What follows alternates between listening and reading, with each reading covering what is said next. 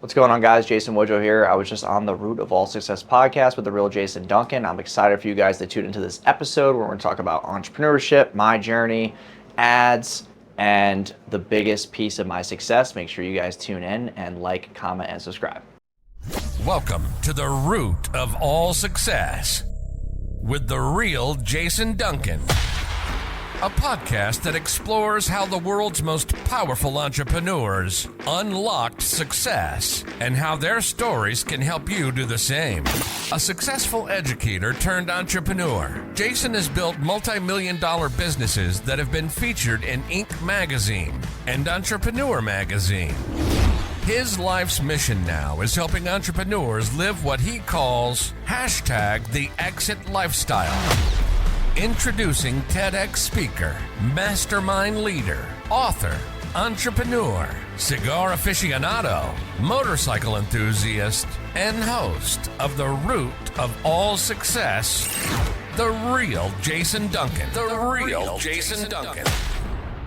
Welcome back to another episode. We are in person at Smokers Abbey in Gallatin, Tennessee, about 30 minutes north of downtown Nashville. One of my good friends, Joshua Stump, is the proprietor of this place. So big thanks to Joshua and all the team at Smokers Abbey for letting us host here. It's a cool place, and I got a cool guest for you today. His name is Jason Wojo. He is a self-made multimillionaire with a net worth of $4 million at age 26, and he's doing it all through teaching people like you and me as business owners how to run paid ads the best way. And he's got 4 specific things that he teaches you how to do that you got to pay attention to in your business. And we're going to dig into those a little bit. But really, I'm interested in how this guy sitting across from me built such a high net worth for such a young guy and how he got into that. So we're going to be talking about that today. We're going to be talking about how he became successful and what he thinks his keys are to success. And there's going to be opportunities for you to connect with him. But let me tell you a little bit more about this guy. He's got a lot of accolades. He's been in, he was at 30 Under 30 in New York Weekly magazine. He was in Forbes New York, entrepreneur.com. LA Weekly is a top 20 entrepreneur to watch in 2023. He's been on Yahoo Finance as a top 20 Instagram account to follow in 2023. You can follow him at The Jason Wojo on Instagram. And speaking of The Jason Wojo, let's say hello to our guest, Jason. And it's another Jason. So Jason, welcome to the show, man. Thanks, bro. I appreciate you having me. Well, welcome to Gallatin, Tennessee. You probably never thought you'd ever be here before, Yeah, huh? I never thought I'd step foot here. But dude, like, it's, small town vibes. It's good. So. Yeah, except for the getting stuck behind the train, right? Dude, that was the longest train I've ever seen in my life. Me and the Uber driver were sitting there for like a good 10 minutes, and she was like, is this thing ever going to end? And then she started actually getting mad about it because she was like, oh, like Uber's not going to compensate me. I'm like, then don't drive Uber then. Oh, yeah. Well, that train has made me late to lots of meetings because if you're on that side in the train or either side, you're trying to get over here. I've met people here at the shop here before to have a cigar, and I'm ended up 10 minutes late because of a train. There's no way around it either, man, because the only bridge is, there's a bridge over it, but it's a pretty good long distance away. But, well, welcome to Nashville. So you and I got connected somehow through your booking agency or something, reaching out and about being on the show, and you had me as a guest on your show recently. Yeah. We had a great conversation. But I need to know, man, like, first of all, how old are you now? 26. So you're 26. Yeah. So the bio I read was like current. Yeah. So I'm about to be 27 soon in July. All right. And so I'm excited. And so 26 years old, you built a multi-million-dollar net worth. How did you get started in pursuing this type of lifestyle? Yeah, so this goes all the way back to like high school, culinary school. So many things happen. So you say culinary school? Yeah, like dude, you're there's a a cook. lot. Yeah, I mean, I don't know how to cook anything now, but when I was in high school, I was working at a cafe locally, and I was doing like breakfast food, lunch food, $5 an hour, under the table stuff. And while I was working there, I was about to be a senior in high school, heading into college, and I had no idea what I wanted to do in my life. I had no clue. I just played Xbox all day. That's all I did. And I was just like, all right, like, maybe I should just go to culinary school because I work in a restaurant. So I asked my boss. My boss was like, hey, you might as well. I'll write you an endorsement letter. Like, you might as well. So I went to upstate New York. It's called SUNY Delhi. It wasn't a bad school. I went to culinary school. Are you from Florida? No, I'm originally from New York. Oh, so you were in New York. That's why you went to upstate. Okay. Yeah. So I go to culinary school, SUNY Delhi. First semester, dude, I didn't do anything.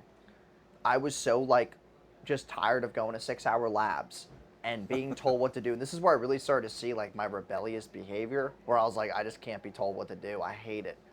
So then I'm headed to my second semester, and it was really snowy because second semester it's around December, just January, February. It starts to snow a lot upstate. So as it's doing so, I had to always get my car out of the snow. I had a Ford Focus at the time, so like the thing, dude, in the snow, that thing can't do anything. So I'm shoveling one day, and like I saw this box in the back of my trunk, and it was Pokemon cards. And I was like, oh, like this is cool. So I take them out, I go back upstairs, and I lived off campus. Big reason why I lived off campus was because I just like didn't like how the dorm rooms were really like noisy. Dude, it's a funny thing I bring this up, but like the only reason why I did live off campus too was because I wanted to be more social and I had to live with other people. I could get a dorm room of my own, but I was like, nah, I'll live in like one of those condos down the hill and I'll just like live with 5 people and I'll be forced to socialize. So that's why I did it, because I was like a really shy, introverted kid. So I was like, all right, let me get out of my shell. I'll just like communicate and just be better socially. So then I'm flipping these Pokemon cards on eBay when I took them upstairs, and I started seeing like they were like $8, $9, $10, and I'm like, dude, like I could make money with this, because like my parents weren't loaded at all. My dad gave me $80 a month for college, like to live off of, which like, bro, that doesn't do anything. That's like one trip to the grocery store, and I'm getting like fast food, like junk food stuff, just to be able to get the amount below $80. So I'm doing that, and I'm going to the post office like every couple days because I was selling the cards on eBay, and I would make like $40 every 2 days. Like it was actually, for me, it was exciting because it was more than what my dad was giving me.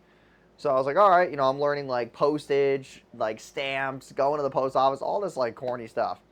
So I do it, and then in my second month in the second semester, dude, I had F's and D's. I wasn't doing anything because I wasn't going to class. I was too busy playing like Nintendo Wii, Pokemon, and flipping the cards, and I was just bored. I was partying, I was drinking a ton, and I just like had no idea what I want to do still. So I'm just making money with the eBay stuff, and I call my parents up, and I'm like, hey, like I flunked. Like you're gonna get my report card, you're gonna be pissed. Like let me just get it off my chest now. So my dad wasn't happy because like I took out a loan for the school.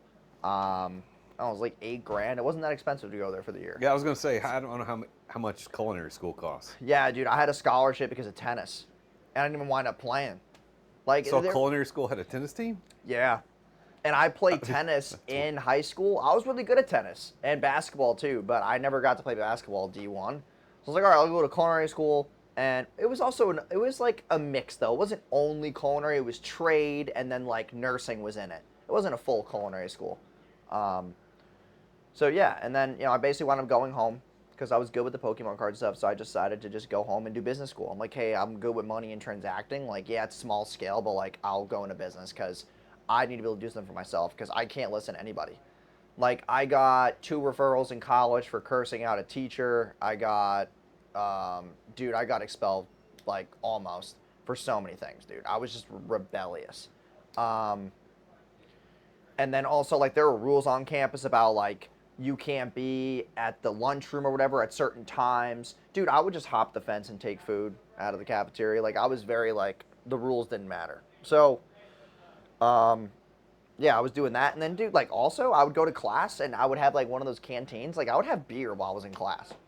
Like, I was just bullshit, dude. It was so bad. And I moved back to New York. I'm in business school, and I was living at home, so I couldn't do that stuff. My dad would whoop me. So I was like, all right, like, I can't do those rebellious things anymore. And what's crazy, dude, is that when you're in, like, that introverted standpoint and you get one sense of freedom, that's why people are so wild in college. Because if their parents, like, hold them in their home and they don't let them go out or do anything, as soon as they get that 1 ounce of freedom, dude, they go ballistic. Like, I never drank. And then I went to college, and I was doing keg stands, jumping off house parties, roofs, into pools, and I don't even know how to swim. Like, I literally was doing the stupidest things. So, so yes. You got a different plan when you have kids. Yeah, definitely, yeah. And I'm in business school, Now, And where'd then you go to business school? Mount St. Mary. Okay, so Yeah, were and that your was in New parents, York, too. was that a loan, you took a loan to do that, or? That I got tennis money from. Yeah. So you were able to still keep the tennis scholarship? Yeah, dude, I was filthy at tennis. Yeah, that was Really? the one thing I was good at. I was like, all right, like I could play tennis, and yeah, dude, I don't remember what my record was, but I think I was like 36-3. It's not bad tennis wise. I think that's okay. But like, I was good at like singles, doubles. I was okay, but like to be honest, I didn't like doubles. And this is what I had to learn as a business owner is that it's about having a team. But like, dude, I would be so frustrated playing doubles because anytime my partner would mess up, I was like, bro, I would have hit that better. Like I was bad at that piece in my life. I didn't like trust people that much. Yeah. So I liked just doing the solo thing. So yeah, I'm in business school, and then I had to get 3 jobs because I sold out all my Pokemon cards, and I was like, what else do I do? So Where'd then you I had, get the Pokemon cards? Were those just collected over your teenage years? yeah, dude, those were just from all the years, like from age 5 all the way up to 18. I just kept them in this box, and dude, I made like 4 grand from all those. I sold all of them. I got 4 grand back, and I had a little bit of money in my bank account. I had to pay, money for the shipping and whatnot. I think I profited like $1,000, $1,200. Not terrible. I mean, it's all right. So I had to go get jobs because I needed to make money. So I worked at Staples on the weekends, and then life insurance. I was an assistant at a life insurance company, and then I worked at a financial firm doing like website redesign. And the reason why I did that website redesign job was because while I was online, I would sit at this office job as the assistant at New York Life. I was so bored, dude. He gave me nothing to do. I just sat there for 6 hours a day. And like, I was just on YouTube all day, and I saw Ty Lopez's ad. And then he had the SMA course for $9.97. And I bought that, and I started diving into that and seeing how to make money through a social media marketing agency. I was like, oh, like this guy's saying I can make 10K a month. Okay, sick, I'll do it. So I buy it, I'm going through it. And then I started pitching local businesses. I started going to restaurants and barbershops and all these things and pitching like $200 a month services. Like it was so cheap back then. It's funny because, dude, 2 weeks ago we were at our Tampa event, and this guy booked a call with us the day after the event. And it was actually one of my clients 5 years ago that paid $175 a month per month for social media management, and he sent me the invoice, and I have it from those many years ago. I was like, damn. Dude, it's crazy. So let me back up though. Ty Lopez. Uh-huh. So you saw one of his things. Dude, he was a genius back then. And So good. well, I don't know anything about him other than what I've heard about him, and I haven't heard anything good. So Oh, dude. and now you're telling me that this has kind of kick-started you. So here's the thing. And this is with everything online. Is like, dude, like, people will say things about Ty because of the things that he sells or the courses. And like there's even people who say stuff about me. You want to know why? It's because they're just too lazy and don't have the audacity to do anything that they get if they buy something. So like if they bought something from Ty and they're like, oh, I paid $1,000, it didn't work. It's not that the course didn't work because I'm living proof. You just didn't work. And then they go online and talk shit about them. Like there's people who buy low ticket products for me, $27. I sell like a low ticket starter kit. It's $27. You can go and start your own low ticket funnel. I literally tell you what kind of digital products work really well. I give you copy and paste landing page. I give you all these things. People made YouTube videos calling me a scam about it. But then I have a whole Facebook group of 600 people in a Facebook group, and literally people are posting screenshots every day in that Facebook group of sales that they're getting.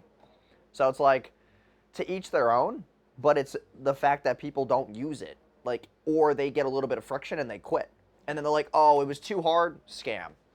And it's like, no, you're just stupid and lazy. So Ty was good for you. Dude, Ty was good because if you listen to what he says, like, it makes so much sense.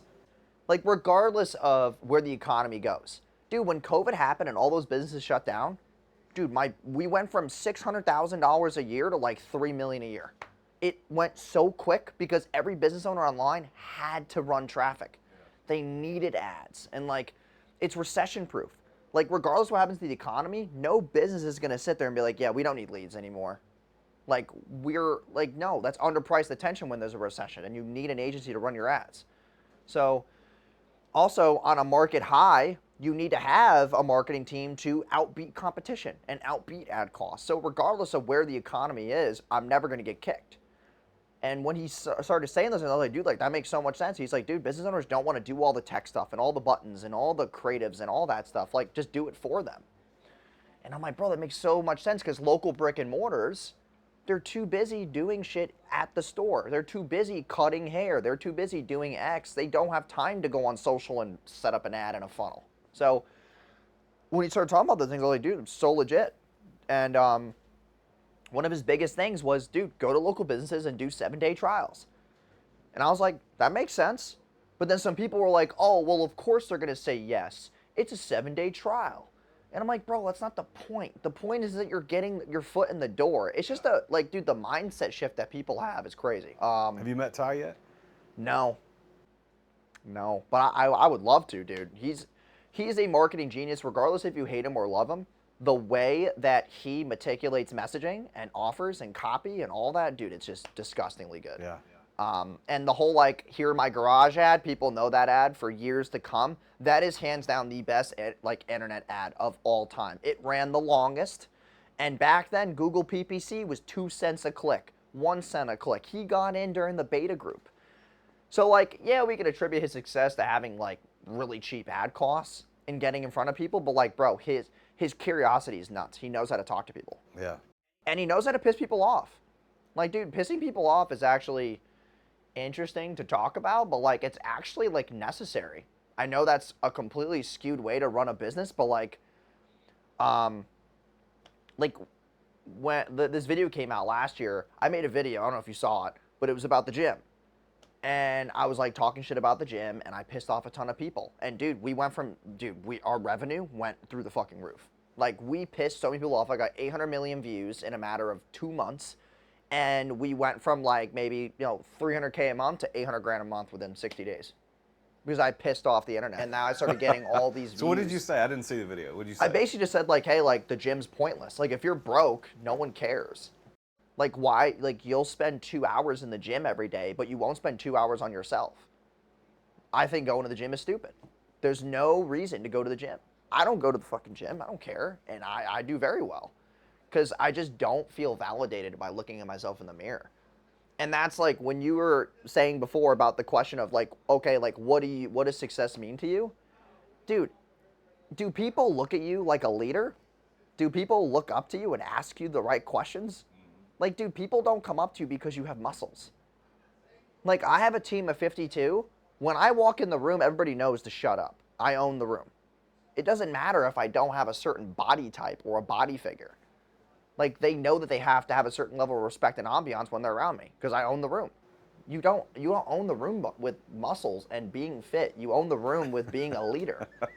And, like, I stress that so much, because the other side of the coin is the women's side, which is, like, if you're a guy and you're trying to build income and you're trying to build skill sets and you're trying to get to the next level, if you need to look better to feel more focused and confident, it's an internal issue.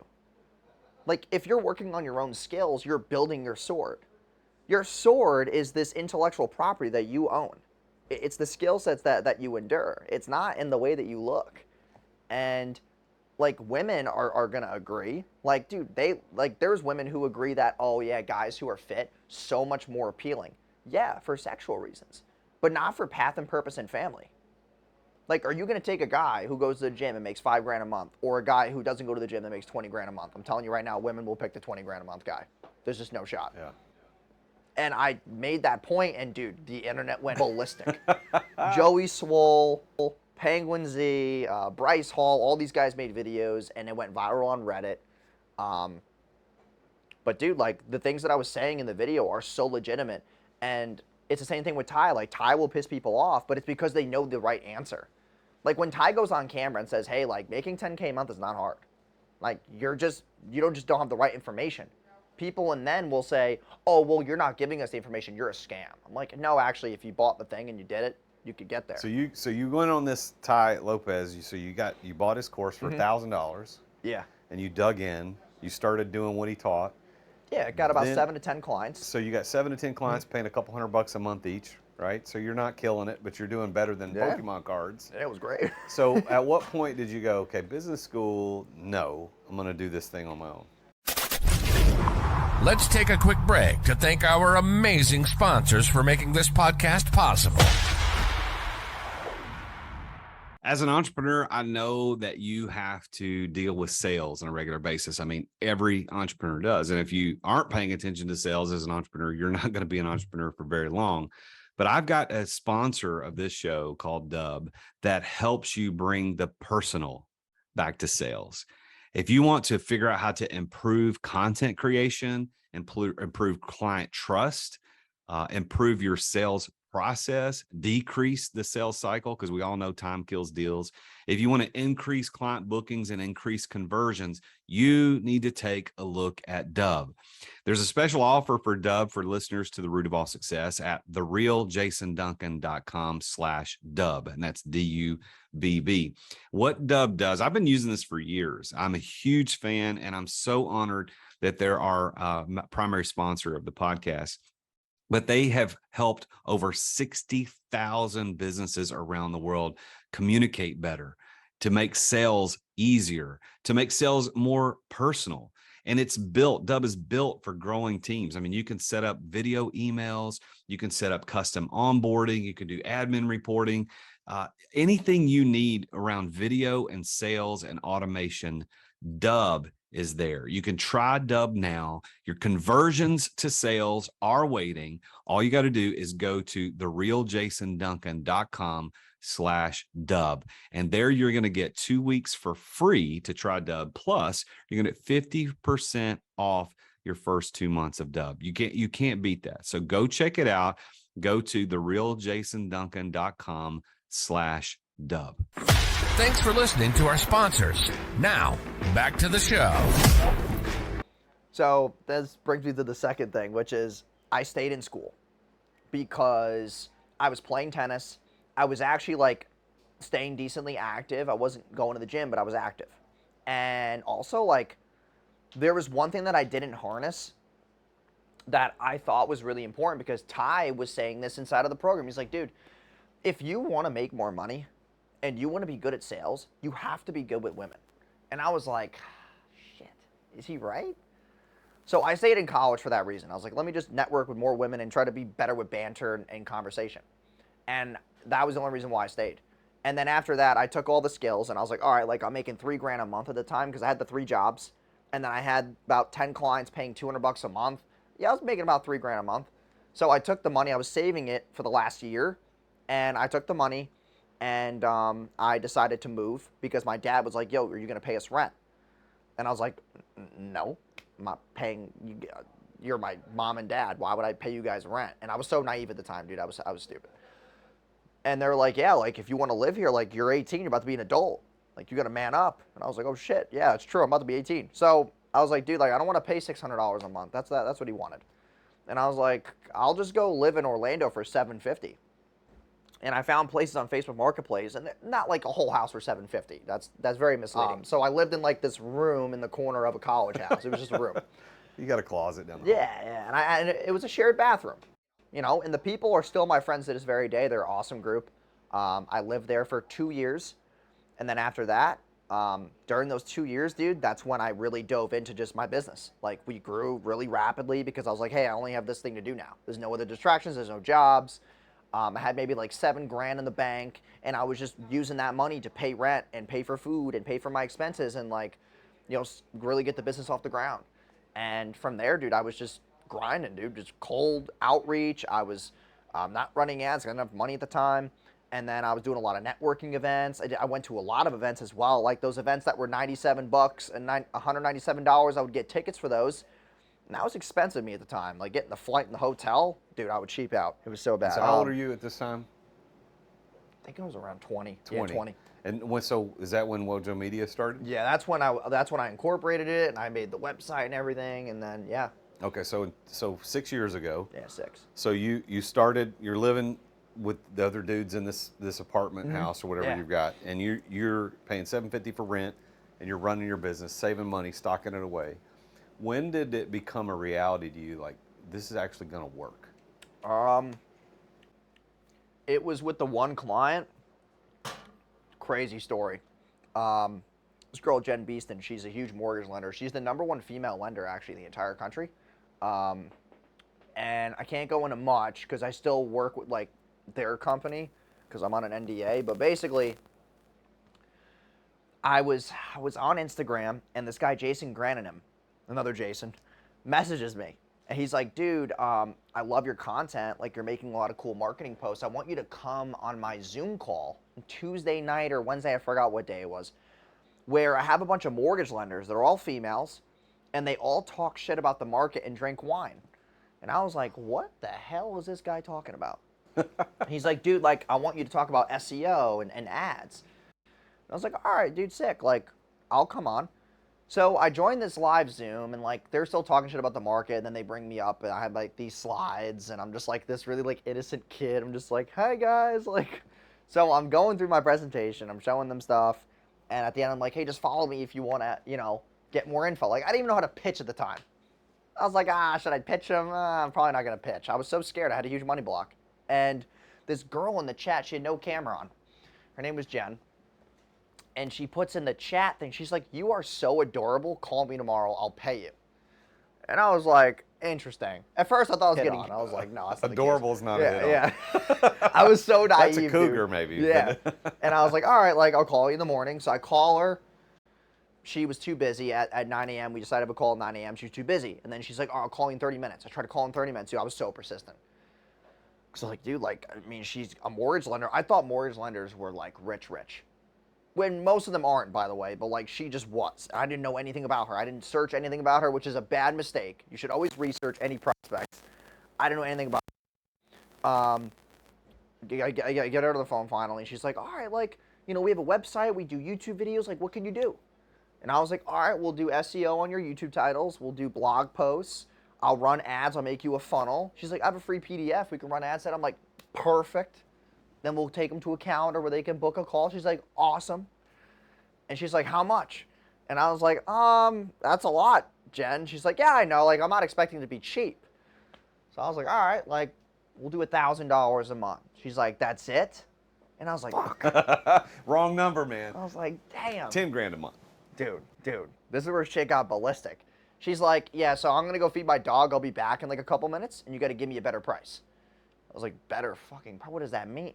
So then I'm thinking about it. I'm like, dude, like, this is where my money block completely broke. Like, this was the day where I was like, holy shit, like, there's actually money in the world. I come back and I'm like, "Okay, let's do $3,000 a month." She's like, "All right, let's just do this. I need you to do twice as many blog posts. Can you edit videos?" I was like, "Yeah." She's like, "All right, edit the videos for YouTube, do the thumbnails, run the ads, and we're going to start posting on TikTok. I'll give you $7 grand a month." And I was like, "What the fuck did you just say?" Dude, I was so confused. I had no idea what that felt like. And like, I said back to her, I was like, $7,000 a month? She's like, "Yeah, like, that's fair." And I was just so stunned, dude. And like, I'm not gonna lie, like, I'm sitting there at my desk, and I just started like shaking. Like, it's like a weird feeling. I was like, "Yo, what is going on?" And she's like, "Okay, I have my card. Like, are you gonna take my card?" And I was like, dude, I was so stupid. I was like, "Business card? We're on the phone." She's like, "No, I have American Express. Are you ready?" And I was like, holy shit, she's ready to pay. So I'm like going through the applications on Stripe, and I'm trying to figure this shit out. And dude, like, I took her card, and $7 grand, the check mark came, and I was like, what the hell just happened? And then she's like, "Okay, like, send me an email with everything you need, and I'll talk to you later. Bye." She just hung up the phone. And I'm like, dude, people legit will spend $7 grand in 15 minutes. What is going on with my life? And that's what took me to 10K a month. So that was like, literally, it was $10,100. I still have the screenshot on Stripe. And So at 20-ish years old, you're making 100 grand a year in your own business. Oh, dude, I started bugging out though. That's the bad part about it, is that I made that money for like 6 months, and then I started getting like really like I started making more because she gave me 2 referrals, and then I got to like 30K a month. Dude, I started buying dumb shit. I got the 30 grand a month. I bought a Maserati. I got an iced out Rolex. I bought so many stupid things, dude. And I had to tone myself down. Well, it's pent up demand. Going back to your parents not letting you do whatever they didn't let you do, you get 1 ounce of freedom, this openness, and you go ballistic on that. Well, the same thing happens with money, doesn't it? If you go from nothing, scarcity, bad money story, money doesn't exist, or I don't have enough, to all of a sudden having it, that's when you buy the dumb and stuff. it's the things that everybody tells me. Don't do it. No, well, not just that, but like my friends will all say to me, oh, well, Wojo, I won't be that stupid when I make money. I'm like, bro, don't even start because I know how this game. My CEO said the same thing. He's like, yeah, dude, like, you're paying me well, but like, I'm gonna be worth X amount of money. I'm not gonna make the same choices you made. I'm not gonna buy the same things. He's 2 months in. He's already talking about buying a Tag watch and a new Audi. Like, dude, I'm telling you, the game is so like, the money just wraps up in your head and it makes you feel invincible. And I said, I'm like, dude, you're gonna buy dumb shit. Like, stop. Like, he's like, no, dude, I'm not like that. Like, I come from a different family. I'm like, bro, it doesn't matter. Just wait till you get this pay for 3 months. You're gonna buy something stupid.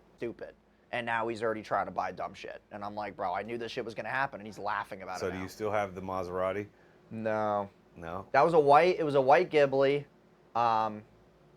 Dude, like, I missed that car. I really do. They're fun to drive, man. Dude, yeah. I like fast cars. I love it. Well, what about so you're making 10 grand, then it bumps up to 30 grand. You're doing really well. So Jen, you said Jen's her name. So Jen is your person. Jen is the person for you that was the jumping off point to make this a real business. But now you have 52 people on your team. You have a significant net worth for somebody your age. You've built it with Wojo Media. So what is your specialty now? What do you do? Because right then when Jen said, listen, I need you to come take the trash out once a week too, you probably would have done that. You'd have done whatever she needed you to do. But today you're more discerning. Like, this is what we do. So what is it that you do? So recently, I don't do much with the agency side because Casey runs that. So I had him live with me for like 8 months, and I replaced myself as CEO. So he just runs that. And then on the other side, I run Scale Your Ads, and I work with a lot of private clients. So like our specialty in Wojo Media is taking business owners that either want to solidify their proof of concept, want to get predictable paid traffic off the ground, want to run low ticket offers, they want to run webinar funnels. Like, we do a lot. So like, it's mostly coaches, consultants, service providers, and e-com stores.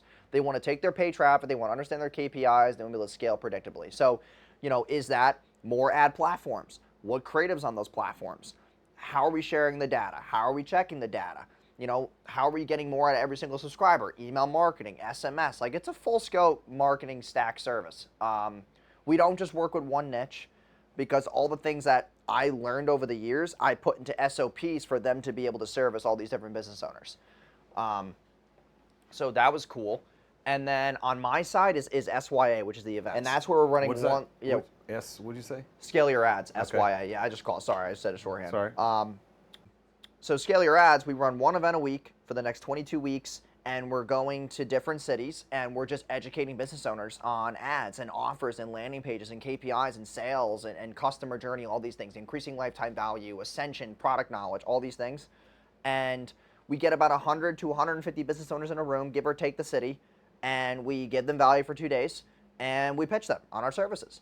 And dude, it's been killer. Like, it's been awesome. It brought a lot more culture to the company because I bolted it onto Wojo Media. So I run Scale Your Ads. All the clients who pay for those events or pay from them, we just send them to Wojo Media. So I don't have to do any fulfillment. I just go there, talk, sell, because I'm good at selling in person, and then they go into Wojo Media.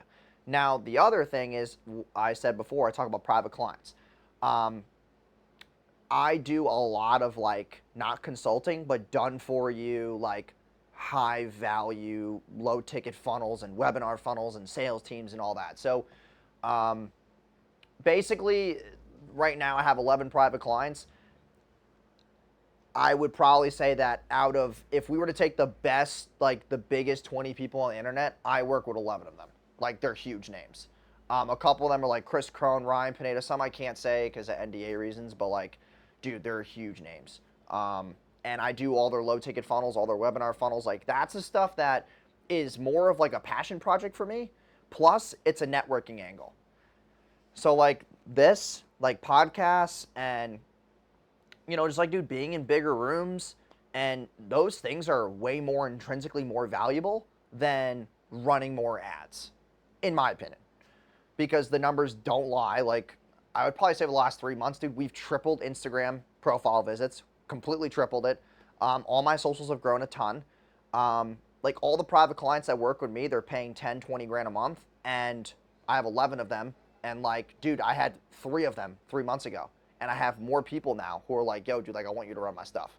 And I'm just doing that because Casey freed up the time for me to do that. Because, dude, I was in that business all day. Like, bro, it suckered me in. It sucked me in, and it took all my time. And I was like, dude, I need you to take this shit away. Like, How'd you find Casey? that's an interesting story. So, about 2 years ago, I was running ads for a guy, Stephen Comer, and he was running an agency too. We both know of each other. I still work with him right now. And Stephen was trying to get more clients in his agency. And Casey knew who I was. He came to a couple of my free events back then too. And I used to have these free events at our house in Tampa when we first moved to Carrollwood area. It's like a very small net area in Tampa. It's nothing extravagant. So we're living there, and I used to have these free events in the living room at the bottom of my house. And like, dude, I have 20 people in there because I couldn't fit 100 people. Jesus. So I had 20 people in there. Like, Casey would come to them, and he just knew of me, so he referred me over to Steven. We start running the ads, and we got, I don't know, man, I forgot the numbers, but like, there was a really cool piece behind this, was that he was running the ads, and we made him like 40 grand in 2 months or whatever, which is not bad. I mean, back then I wasn't as good as I am now. So it was good results though, because they were getting these clients on 3 months. So technically it was like 120 grand. So I'm running the ads, and their ad account got disabled. And I was like, hey, Steven, like, I know somebody who can get it back for $4,000. Like, we'll just pay him, because I have a connect who gets like Facebook ad accounts unbanned. And I was like, hey man, like, just go do that, and then we'll keep running. He's like, nah, I don't want to do that. And I was like, why do you not want to do that? You just made that much money. Why are we not? We need the ads up and running. Like, I will do whatever the fuck it takes to get my ads up and running. And Casey saw that, and he was like, yo, dude, I don't want to work there anymore. Like, I want to work with you because you take action on shit stupid fast. And I was like, okay. So then I brought him in as ops. So he was doing systems and like getting accustomed to the business and doing all these automations and the process and the SOPs and all these things for each department. And dude, like, he just saw me grow so rapidly over those 2 years. Like, all the other people in the ad space, like, I just completely jumped them because the decisions that we make were so fast. Like, every single day, man, we make at least 2 to 3 decisions every single day. And it's like, most people take a whole week to make a decision. And I'm like, dude, we're just going to get a lot further if we just keep pushing. There's power in decision making. Yeah. And I was like, all right, dude, like, you could do ops. He's like, at the time, I'm not going to get into specifics because I want to appreciate his privacy, but like, he was dealing with something with a family member, and he was having money issues. I was like, dude, just come live with me. You don't have to pay any rent. And that's when I moved to St. Pete. So I was living in St. Pete. I still live there now. I'm in the same house. And I was like, dude, just come live with me. Like, I'll take care of you. Just like rent free, whatever. Just do good. So he's there. He's working. And then he starts like getting really excited because we started growing. And I was like, sick, dude. Like, this is cool. Like, we're doing a great job. He's like, yeah, dude, I want to do CEO now. I'm like, all right, we're like, you got to come up for that. He said, I'm ready to go. I was like, bro, that's a hard fucking job. So I was like, all right, dude, like, we'll transition into it. You know, let's do 4 to 5 months where we get you into that, like, programming. So that's what he started learning when he lived with me. He's like, dude, I just want to see how you operate, see how you work, see how you look at certain situations, client this, client that. Like, what would you do in this situation, right? So we did that, and then January 1st of this year, he completely became full-time CEO. And that's really how it happened. Like, I think, too, like, some people are better as being an actual entrepreneur within someone else's business. What do we call it? Okay. Yeah. So, like, he was just better at being an entrepreneur. And he always tried to get businesses off the ground, but it was harder because he didn't have a lot of money. So it's like, he just looked at me as this bolt-on. He's like, yo, dude, like, you make decisions, you'll spend money. Like, I want to bolt on to that. And, dude, like, he's good at things that I'm not good at. Like, he's good with people. To be honest, I'm not really the best. Like, I'm not the best at talking to people in a business sense. Just to give you context, like, for example, dude, the thing that has drained me over the last 5-6 years is just, like, people being too needy. And it makes me, like, just push myself away from people. And I'm just like, Casey's good with that. Go. Casey's more patient. I'm the marketing nerd. Like, if you give me a funnel, an offer, and a sales team, dude, I'll make you as much money as you want. But if you give me people and problems and emotions, I'm fucking out. Like, I just can't. I know what you mean, man. So, dude, it's just like, Well, let's do this. Let's break it down. So take my business for example, and I know you know a little bit about me because you looked me up, and that's how we got together. But if you said, "Hey, Jason, I'm going to work with you, and I'm going to take your Exeter Club mastermind, the coaching that you offer, and I'm going to blow it up," what would you do first? Let's do a mock. Like, what would you do first? You have to look at your unique mechanism. Okay. So like what makes? Because at a brand, like at a broad scope, it's mostly just systems that you're doing. And you're doing hiring as well, or no? Do you like hire people for other businesses? No. No? Okay. Are you just doing SOPs? So I help. Exactly. So I've created a system called XOS, Exeter Operating System. Yeah. And there's 7 stages that I teach all my clients to go through these 7 stages. Stage 1 is basic delegation, and stage 7 is the exit. Yeah, so if I you're get you helping prepared if you're for that helping exit. the CEO exit, you have to bring a claim to the result. So like, okay, if you're a CEO and you want to exit and replace yourself, here's what I'll do for you. Over the next 12 weeks, I'll do X and Y and Z. And if you don't exit, then I will pay your CEO's first month's salary. Or something sexy as like a guarantee. Like something like that. I know that might be pretty bold, but there's like the ways that you could word it to make it sexy. So you also got to think about what place they're in. So like the place I was in was that revenue can't grow because I'm bottlenecked. I'm doing all the shit that I don't want to do just to keep the doors open. That's what I teach people to stop doing. Yeah. So like that was my biggest pain point was like, okay, if you're a CEO and you feel like you're just doing all the shit just to keep to keep the lights on and pay everybody and not pay yourself as much, then like, you know, here's what you need to do. And then you have to give them a proper timeline. So like how many weeks is it going to take them to replace themselves? What exactly are you doing for them? Because they're the CEO, they don't want to do shit. So they want you to take everything off their plate because they can't add anything else on. Like if you said to me like, hey, yeah, we'll do it with you. Yeah, bro, I'm out. No shot. Because I'm already bottlenecked. Now I'm going to be even more exhausted, which means that I intrinsically think that because I'm exhausted, my revenue is going to decline even more just to pay for what you sold me. So then it's like, it's got to be completely done for you. It's got to be like a decent time span that's believable, but people like. So like, what do people think replacing a CEO takes? 90 days, 120 days, maybe not. Well, when you're looking at a business that is run by the founder of the company, it's going to take him 12 to 18 months to extricate himself from that business, depending on where he starts from. Because his mind, like you said earlier, mindset has a lot to do with it. Yeah. So if he's not ready, it's going to take a little longer. But if he's ready, he's mentally prepared for it, then it's going to take a little less time. Yeah. But this exit, the thing I teach is exit without exiting. Like, how do you get out of the weeds? Like what you've done with Casey. You got out of the weeds of Wojo Media to go do something else that builds an asset for your business. Yeah, I feel like that's the most important thing for business owners is that not every business can be scaled really quickly. Correct. Like, there's businesses that have these plateaus or break points in the business, and you need to go add other bolt-ons. So, like, how do we provide more value to clients and increase lifetime value without having to just like keep putting gas on the fire? Why don't we just put less gas on other fires around here and just feed it? And that's when I was like, okay, events. And then the next thing's going to be software. And then the next thing after that's going to be something else, or like an affiliate or something like that. And it's like, those things will add without me feeling like I have to add more top line expenses. They're bolt-ons. Also, if I want to sell, the bolt-ons will make the EBITDA higher. So that's where I was just like, hey man, like,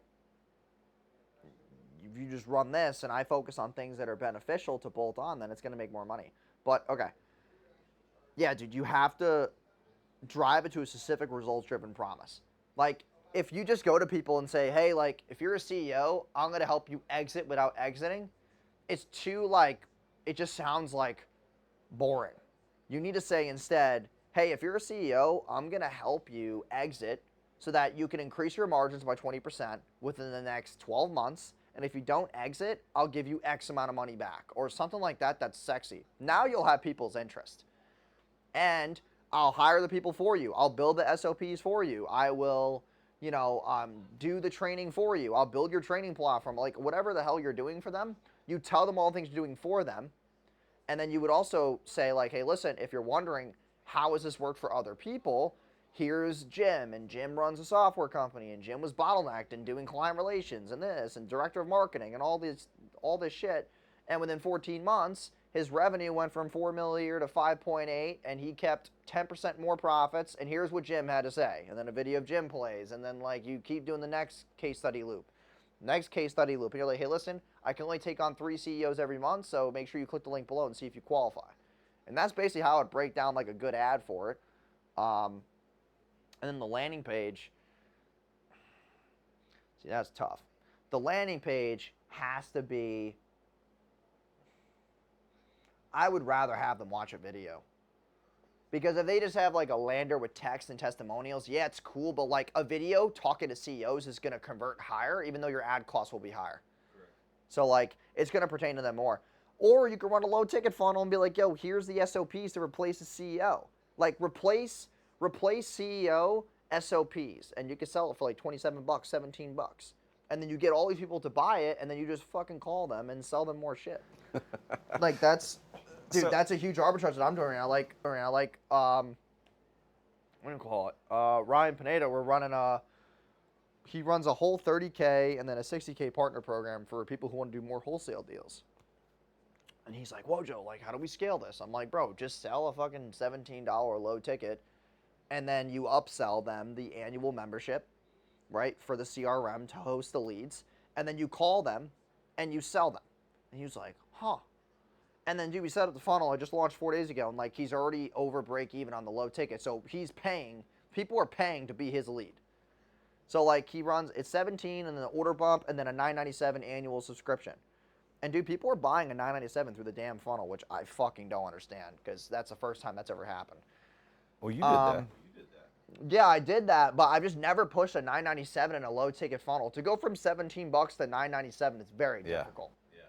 So I was like, all right, like let's fucking try it, and it worked. And I was like, so you've obviously been very successful. Congratulations on your success. And this show is all about success. So what do you attribute your success? What's the one key? If you had to narrow it all down to one thing, Jason Wojo is successful because of this one thing, what would you say it is? One thing.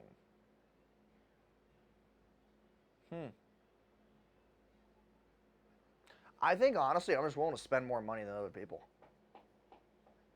I know that sounds so, like, vague, but I think that's just, like, a superpower. You know what I call that? What? It's persistence. You've said it early in our conversation that you are persistent. Like, you're going to follow up, you're going to do it.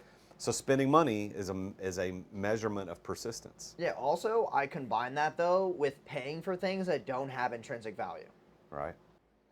So, like, when people look at buying something, they always look for an ROI. They're always like, oh, like, I bought this thing, what's the ROI? And I'm like, dude, some things that you buy don't have a direct ROI correlation. So, like, you know, like this podcast, my assistant reached out for. And then also, I have a podcast agency that reaches out for me for, like, other ones, too.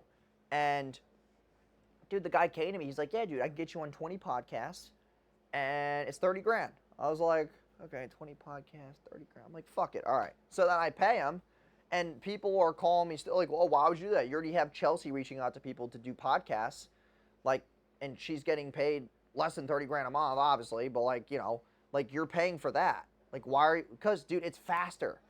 If I could have 2 people at the same time doing the same shit, I make more. So, like, if I just have 2 of these things going together, dude, the ROI from podcasts is about networking.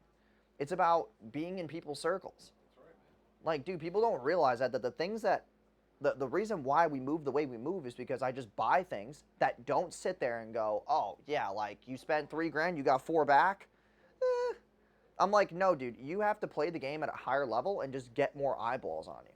You gotta stop thinking so small, and people are just so ridiculous. So how do you define success? What does that mean to you? To me, I think it's honestly, I just want to be looked at as a leader. I think that that's important to me. Like, success, yeah, dude, to have authority, you have to have money, and you have to have leadership skills, and you have to be able to sit there and say, do people listen to me? Would people follow me if the world was crumbling? And I think people would. Like, my team would. So it's like, I want people to look at me and be like, hey, dude, like, you're somebody that I take a lot of my values and refine them with yours. I take a lot of things from you about your action taking skills, and I like those, and I'm starting to swipe those, and like, you know, not everybody can swipe my personality because it's very fucking weird, but it's just like success to me is, dude, when the cards are all said and done, like, do people actually believe in me?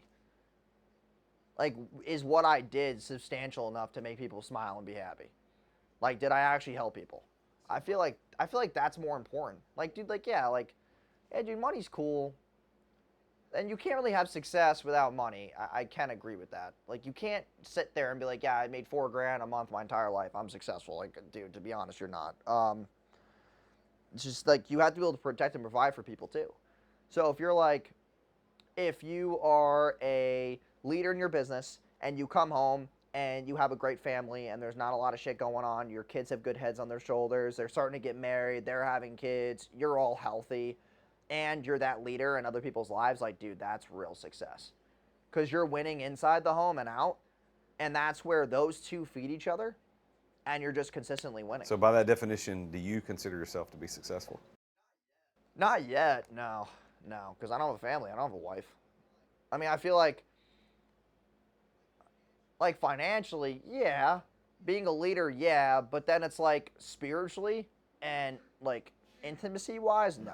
So I want to give you opportunities to speak directly to the listeners and give some advice today, because here you are, 26 years old, you got a significant net worth, you've got a team of 52 people, you're working with some of the top names on the internet right now, which you've mentioned a couple of those today. People want to know advice from people like you. They look at you as a leader, so I want you to look and tell the listeners, here's one thing they need to do to be successful. Oh boy. One thing, you have to be open to change. Like, regardless of how old you are, maybe someone's 16 watching this, or 21 or 22, and they feel lost. Like, dude, everybody was lost. Like, you have to be open to change. You have to be open to people willing to give you a tip. The biggest thing I see from people who don't succeed is they're just so egotistical about their own beliefs and their childhood traumas that they don't think anything else matters or anything else can change.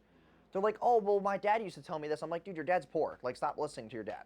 Or like, oh, well, this happened to my parents' marriage, so I should watch out for it here. It's like, dude, those are two completely different people. Yes, you can intrinsically learn through other people's mistakes, but like, focus on this shit. Like, focus on your thing. Also, number two is, like, if you just tried, like, people would be more drawn to you if you just tried. Yeah. Like, one thing my mentor, Jason Capital, always said to me was like, dude, people are not stupid or lazy, they're distracted. And I was like, huh. And he's like, dude, like, people are not actually dumb. Like, they're just distracted from all the shit that they think they need to be doing, or the things that they think are important. Like politics. Like, I don't know everybody else stance on that, but that shit don't matter. Like, regardless of what happens to the world, dude, we're all fucked either way. So, it's like, dude, people put, and they did a whole study on this, like, people who go to rallies and they hold the signs up with the people's names, bro, they did a survey with 200,000 people, and just the way that they do voting, where you put your information and all that shit, some of these rallies, they'll, like, collect your info. They did it with 200,000 people. Out of those 200,000 people, 83% of them had the lowest income. They're in the lowest income bracket. So you want to sit there and you want to vote for other fucking people, you won't vote for yourself. Because it takes less effort to hold a sign. It takes more effort to grind and eat shit and actually make mistakes and learn from them and be excited about failure. Like, I just think, yeah, dude, I just think that people are so distracted. It's the phones, it's the instant gratification, it's the things that they think are important because their parents told them that it is, but if their parents aren't where they want to be, why the hell are you listening to them? And the third thing I would tell people is that if you don't, like, the way people buy is the way that they sell.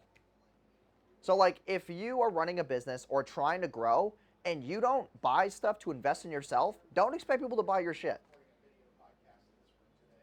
So it's like, if you're trying to sell a program but you won't buy other people's stuff, that's probably why no one's buying your stuff, because you don't know the value in investing in yourself from other people. Like, that's the reason why I buy from other people is because, dude, if I buy from other people, I can learn. Like, hey, like, your program was good, or this thing was good. I took this one tad bit from it and it made it successful, or this one thing was good and my team's using it and we're getting X result. Like, there's always one thing you can take from other people. It's not about, oh, was the whole thing an ROI? Like, no, you're an idiot, okay? It's not about just getting a direct ROI. It's about taking one thing that you can run with. And, dude, number four is like, you're never going to get anywhere unless you actually realize that, like, you are more, like, unbeatable than you think. Like, people really are under this impression that rich people own the world and there's not enough money for us, or whatever their bullshit excuse is. Like, no one's listening to you. Like, no one cares. Like, money doesn't care about your emotions. Success doesn't care about your emotions. Like, start really diving into, like, what are you good at? What do you do with the least amount of, like, effort that gets you the most amount of results? What makes you a little happy? And, dude, like, focus and just get drilled in on one thing. And that goes back to the distraction piece, which is, like, just do one thing really, really well and you'll never worry about money again. The problem is that someone does something, they do one thing and then they get distracted and they're on, like, they'll get into affiliate marketing and now all of a sudden they own an Amazon store, and the next week they run a fucking marketing agency, and then the next week they're a dating coach, and then the next week they're a life coach. I'm like, dude, just pick something. And I just think that people are lost, dude. Distraction is bad. It's terrible. Bad. Well, let's finish out. I want to give you the opportunity to talk about your events that you're doing. Would you tell everybody about that? Yeah. So right now we are on the third event. We're going till the end of June. So it's 22 weeks in a row. This week is West Palm Beach, then Jacksonville, then Atlanta, and then we have Austin, Texas, Dallas, Texas, New York City, and then we go around the loop again. So Tampa, Miami, Fort Lauderdale, West Palm, and we go up the thing again. We do a loop. So it's 22 straight events. We're just trying to change the ad space. Like, no one in my space has done this. Whenever, to add to your last question, number 5 is do things that people tell you not to do. Everybody told me not to run free events. They told me that people should pay to come to an event and they should pay to get a ticket because they're not going to be a qualified buyer. False. You just suck at sales. You need a layup from people to buy a ticket so that you can sell them. I get 100 people in the room and I still make 300 grand a weekend. It's not about the event being free. It's about you suck. That's it. So, like, that would be number 5. But the events are there to help business owners get a good glimpse of, like, what they actually need to know in their business and ask custom questions. I answer everybody's questions. I don't just say, oh, you're in the front row and you paid for VIP. I only answer your questions. Like, dude, I'm not going to dangle a carrot in people's face. So you come to the event, you soak up information for 2 days. You do get the chance to work with us. We don't hard pitch you. We pitch for maybe 45 minutes during both days. It's not that intense. And then, you know, from there, dude, we're just trying to get more content. Also, all the people that are at the events, they go on their story and share me on there. It's free reach. That's another way that we tripled our Instagram views in the last 30 days alone. It's just all the events, dude. If you take 100 people, and let's say each one of them, on average, like, some people in the room will have 100,000 followers, 50,000. Some people have 1,000. Like, dude, I could get an extra 300,000 people to see my eyeballs 2 days in a row. You came for free. Little do you realize that I'm actually getting a fucking massive ROI from just reach. And people don't see that. Also, what I'm doing is I'm building my email list faster. Every single sign up that we get is like $8 on ads. So $8, yeah, 1/5 of them actually show up because it's free. But, like, we get, let's say the Miami one, we had 112 in the room. I got 700 people to sign up for that. People would say, oh, that's not good. Yes, it is. I have 590 people now that I can email that can buy shit from us. You're just looking at. So how do people get to these events? Yeah, they can go to www.scaleyouradseevents.com/whatever city. So Tampa, Fort Lauderdale, Tampa, Atlanta, like whatever the city is. So scaleyouradseevents.com. Scaleyouradseevents.com. Make sure you go check it out. He's at the Jason Wojo on Instagram. That's WOJO, the Jason Wojo on Instagram.com. Jason, it's been a pleasure having this conversation with you. Congratulations, man. At 26 years old, I was not figuring it out the way you're figuring it out. So congrats, man. I'm proud of you. I'm happy that you're experiencing success. And I'm going to be looking forward to seeing over the next decade, as you do get a wife and kids and things, that other side of the leadership success paradigm, how that's going to play out for you. Okay. I'm going to give you the last word on the show today, man. Anything you want to say to close us out? I mean, dude, I appreciate you having me and setting this all up. This is a really cool setting. And yeah, dude, just like cheers to a long relationship and always staying in touch. And dude, man, we're going to crush it together. Thanks, man. Well, thank you for listening. Thank you for tuning in. If you haven't watched this on YouTube, make sure you go to the Real Jason Duncan on YouTube. There is a podcast channel right there on my channel, a playlist. You can watch these podcasts. This was an in-person here at Smokers Abbey in Gallatin, Tennessee. Again, big thanks to Joshua Stump and his team for letting us come here and shoot it. I want to make sure that you tune in again next time because I'm going to have another live in-person recording next. So our next release is going to be another live. So you want to make sure that you watch these, tune in, follow Jason. Go follow the Jason Wojo on Instagram. Big thanks to him and his team for being able to put this together so that he can come in. As always, I am the Real Jason Duncan, and Jesus is King. Attention business owners. Attention business owners. Feeling burnout from running your business? Uncertain if you're nearing burnout? Take our free 10-question business burnout test at businessburnouttest.com to discover where you stand. With just 10 quick questions, you'll learn how to immediately begin making changes to regain freedom and success. Cut your daily operations time in half. Improve your quality of life and prepare your business for your future exit without losing revenue or profit.